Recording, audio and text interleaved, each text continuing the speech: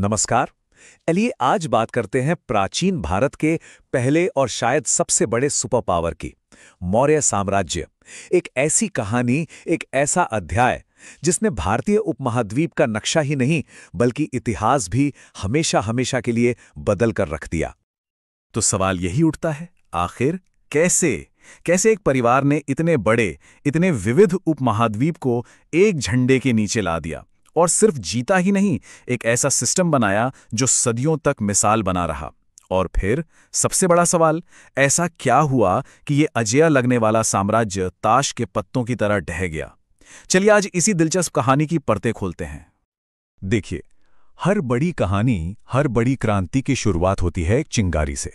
और चौथी सदी ईसा पूर्व में भारत की जमीन पर असंतोष की आग सुलग रही थी। वजह, नंद वंश का आखिरी राजा धनानंद, जिसके जुल्म और लालच से प्रजा त्राही त्राही कर रही थी। तो माहौल बिल्कुल तैयार था।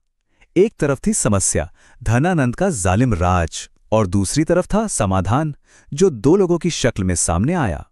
एक चाणक्य, जिनका दिमाग किसी भी सेना से ज्यादा तेज था, और दूसरे चंद्रगुप्त, जिनकी तलवार में साम्राज्य बनाने का सपना था। बस इसी उथल-पुथल के बीच इन दोनों का वो ऐतिहासिक गठबंधन हुआ जिसने सब कुछ बदल दिया। और फिर आया वो साल 342 ईसा पूर्व। ये तारीख इतिहास में दर्ज हो गई। चाणक्य की बेजोड़ रणनीति और चंद्रगुप्त की हिम्मत, इन दोनों ने मिलकर पाटलिपुत्र पर कब्जा कर लिया। और इसी के साथ नींव पड़ी मौर्य साम्राज्य की। भारत के इतिहास में एक नए दौर का आगाज हो चुका था। लेकिन कहानी यहीं खत्म नहीं होती। अरे ये तो बस शुरुआत थी। साम्राज्य बनाना एक बात है, उसे चलाना, उसे महफूज रखना और उसे दुनिया की नजरों में एक बड़ी ताकत बनाना, वो बिल्कुल दूसरी। और इस नए नवेले साम्राज्य का पहला बड़ा इम्तिहान भी बहुत जल्द आ गया। साल था 305 ईसा पूर्व। पश्चिम से एक बहुत बड़ी चुनौती आई। कौन? सिकंदर महान का एक जनरल, सेल्यूकस निकेटर। ये वो टक्कर थी जिसने चंद्रगुप्त की ताकत और चाणक्य की बुद्धि दोनों को आजमाना था। चंद्रगुप्त ने लड़ाई तो जीती, लेकिन असली जीत तो टेबल पर हुई। जो संधि हुई ना, वो एक डिप्लोमैटिक मास्टर स्ट्रोक थी।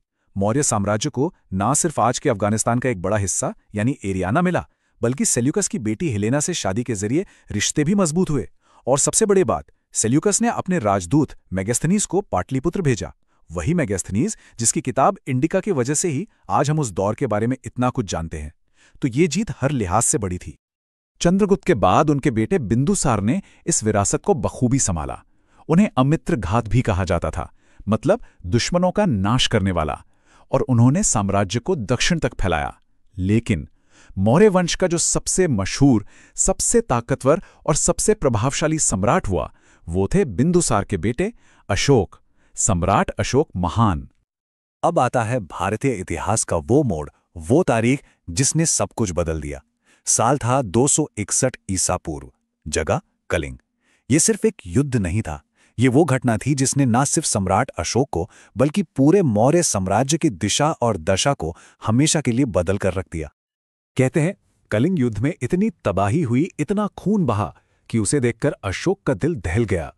वो जीत तो गए, लेकिन उस जीत की कीमत ने उन्हें अंदर तक हिला दिया। और उसी युद्ध के मैदान में एक क्रूर विजेता का हृदय परिवर्तन हुआ। उन्होंने हमेशा के लिए तलवार रख दी और शांति के दूत बन गए। ये बदलाव कोई मामूली नहीं था। अशोक ने अपनी पूरी पॉलिसी बदल दी। उन्होंने भेरी घोष, मतलब युद्ध के नगाड़ों की आवाज से जीत हासिल करने की नीति को छोड़ दिया और अपनाया धम्म घोष, मतलब धर्म और नेकी की आवाज से दिलों को जीतना। इसका मतलब ये नहीं था कि वो कमजोर हो गए थे, नहीं, बस उन्होंने अपनी ताकत को इस्तेमाल करने का तरीका बदल लिया था। और हां, एक बात समझना बहुत जरूरी है, अशोक का धम्म सिर्फ कोई धार्मिक चीज नहीं थी। ये असल में एक बहुत ही स्मार्ट एडमिनिस्ट्रेटिव पॉलिसी थी। एक ऐसा नैतिक कोड था जो सहिष्णुता, अहिंसा, बड़ों का आदर, इन सब बातों पर जोर देता था। इसका मकसद था इतने बड़े और अलग अलग तरह के लोगों वाले साम्राज्य को एक नैतिक धागे में पिरोकर रखना। अच्छा, ये सब तो ठीक है, पर सवाल ये है कि इतना बड़ा साम्राज्य, चाहे वो युद्ध से चले या धम्म से, आखिर चलता कैसे था? क्या था इसका सिस्टम? इसकी मशीनरी कैसी थी? आइए जरा अंदर झांक कर देखते हैं।